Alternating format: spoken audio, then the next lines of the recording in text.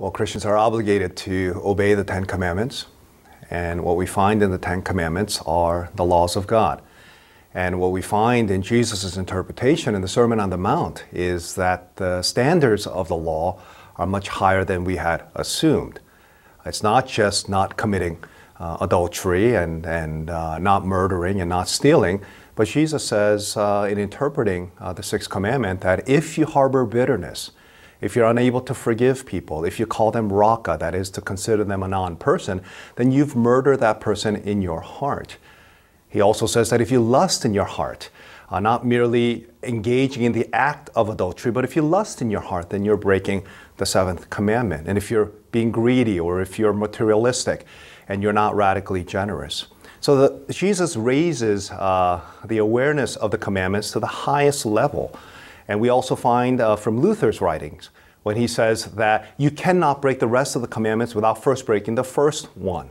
And that is that you are looking at other things as your ultimate value and your God besides God himself. And he also said that when there is a negative prohibition in the Ten Commandments, that a positive implication is assumed. Therefore, that if you it says that you ought not to murder, it also means that you ought to radically love others, even neighbors and enemies.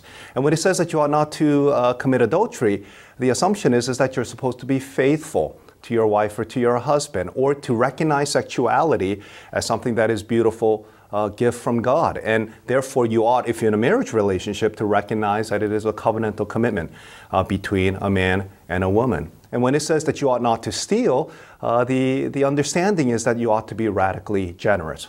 So this is the responsibility that a Christian has in responding to the Ten Commandments. But the problem here is that we're unable to obey them perfectly. So how are we going to resolve that tension?